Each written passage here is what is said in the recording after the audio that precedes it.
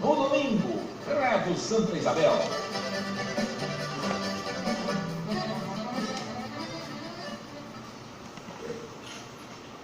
(15h09) aqui nos altos da Estância Grande, programa Debates e Opiniões.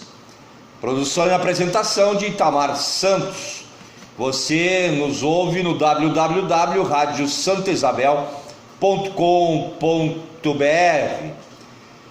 O governo federal inunda, muito bem remunerado, as mídias, né? Tanto as mídias sociais quanto rádio e TV e jornal, com farta propaganda e caríssima propaganda, por sinal, dizendo e propagandeando que a Previdência Social está falida, que não teremos mais condições, enquanto país, de pagar a aposentadoria dos trabalhadores e das trabalhadoras do campo e da cidade. Há dados científicos que provam o contrário. Uma das grandes estudiosas da matéria é a professora e economista Denise Gentil, da Universidade Federal do Rio de Janeiro. E ela diz o seguinte, abre aspas, é o próprio governo que provoca o déficit da Previdência, fecha aspas, alerta a economista. Ao não cobrar sonegadores e conceder renúncias fiscais, a União alimenta o problema que diz combater, avalia Denise Gentil, da Universidade Federal do Rio de Janeiro. Abre aspas, essa reforma tem um conteúdo privatizante muito forte, avalia a economista. A reforma da Previdência proposta por Michel Temer no fim do ano de 2016 tem como objetivo oculto privatizar o setor. Essa é a avaliação da economista Denise Gentil, professora da Universidade Federal do Rio de Janeiro. Na avaliação dela, as exigências impostas aos trabalhadores são tão altas e as perspectivas de obter uma boa aposentadoria com valor integral foram reduzidas a tal ponto que estimularão a busca por fundos de previdência privada complementar, o que comprova o objetivo privatizante dessa reforma. A economista alerta ainda para o esvaziamento da própria previdência pública, uma vez que, ao não vislumbrar o acesso a um benefício digno ao fim da vida, muitas pessoas podem acabar optando por não contribuir ao longo dos anos. A professora explica que a reforma alterará o caráter da Seguridade Social, passando a uma visão financeira do setor. Segundo ela, entre janeiro e outubro de 2016, os bancos venderam 21% a mais de planos de fundos de previdência privada. Denise participou do seminário, abre aspas, em defesa do direito à aposentadoria para todos, fecha aspas, realizado pela Federação Nacional das Associações do Pessoal da Caixa Econômica Federal, a FENAE, e a Associação Nacional dos Participantes de Fundo de Pensão, a ANAPAR, em Brasília, na sexta-feira, 27 de janeiro, com a presença de centrais sindicais e outras entidades representativas. Só para se ter uma ideia deste montante, a professora diz que quando o governo anuncia uma reforma que vai exigir um tempo maior de contribuição e uma idade maior para a aposentadoria, ele sinaliza ao trabalhador que terá dificuldade para acessar essa aposentadoria e que, portanto, deve procurar uma previdência privada complementar. Essa é a reforma, tem um conteúdo privatizante muito forte. Ele influencia que a pessoa vá procurar um plano de previdência privada aquele que está trabalhando e durante o período que está trabalhando, porque nem todo mundo fica empregado sempre. E pela reforma são 49 anos de emprego, né, ininterruptos para ter e se aposentar pelo teto, se houver teto, até lá. Então essa reforma, além de ter um conteúdo privatizante, ela tem um conteúdo genocida, porque ela nivela por baixo. As pessoas mais fracas não vão conseguir sobreviver até atingir o tempo de serviço exigido.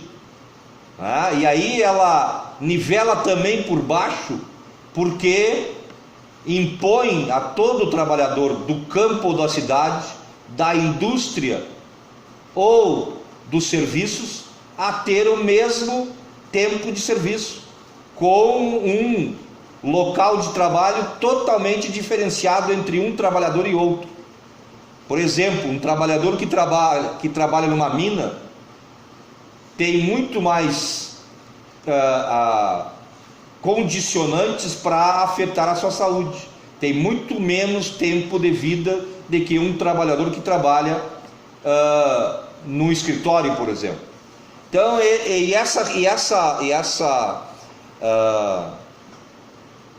essa reforma não garante, né, a qualidade de vida para o futuro aposentado, porque ela nivela, como eu já disse, nivela por baixo. E como diz a professora, né, se a reforma tivesse a ver com ajuste fiscal, o governo tentaria aumentar as receitas da Seguridade Social. Ao invés disso, buscar cumprir os gastos, né? O governo poderia, por exemplo, abrir mão das renúncias fiscais em favor de empresas que não dão nada em contrapartida, ou cobrar a dívida dos sonegadores da Previdência. Ou seja, a União não cobra das empresas sonegadoras e ainda entrega a elas a possibilidade de pagarem menos tributos legalmente. Então o próprio governo provoca o déficit, não é o aumento dos gastos. O governo sabe que tem superávit, tanto tem que ele faz desonerações tributárias, se dá o luxo de não cobrar os sonegadores. Esse déficit é uma falácia, em primeiro lugar porque o déficit foi provocado pelo pagamento de juros, a maior gasto do orçamento do governo. Então o déficit anunciado da Previdência pelo governo de 149,7 bilhões de reais, o governo entrega ao setor privado algo em torno de 501 bilhões de reais ao ano, ou seja, 8% do PIB, e a conta não pode fechar, principalmente pelo gasto da dívida pública. O ajuste fiscal que pretende cortar os gastos da Previdência não vai resolver o problema das contas do governo, porque para isso é preciso corrigir a política monetária. A verdadeira reforma teria que ser na política monetária e cambial do Brasil, porque é responsável pelo crescimento da dívida pública. A população precisa saber disso.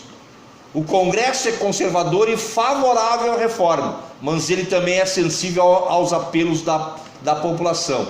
Acredito também que os parlamentares têm uma boa dose de desconhecimento das suas consequências, porque uma reforma como esta não é favorável ao crescimento econômico.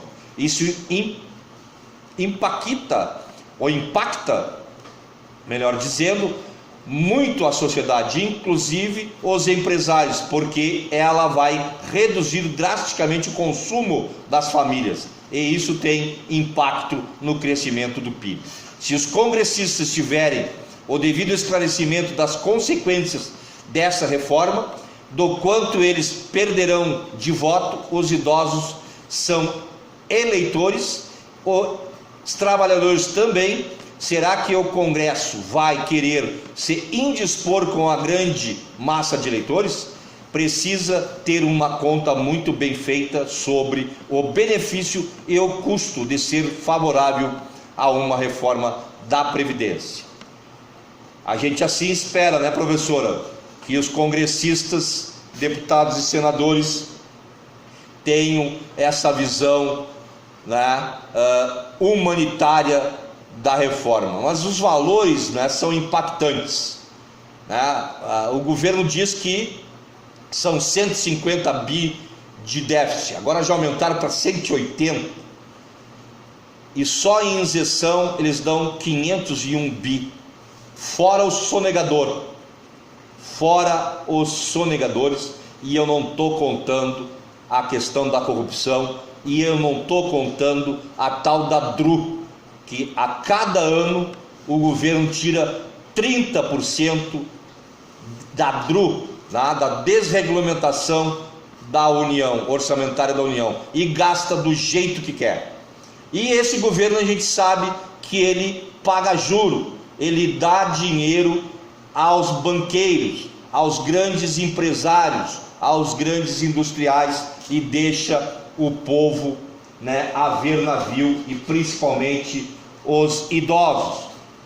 Nós vamos para mais música e já voltamos aí com mais informação. E esse tema da reforma vai voltar ainda hoje, com certeza, com mais informação para os nossos ouvintes. 15 horas 21 minutos aqui nos altos da Estância Grande.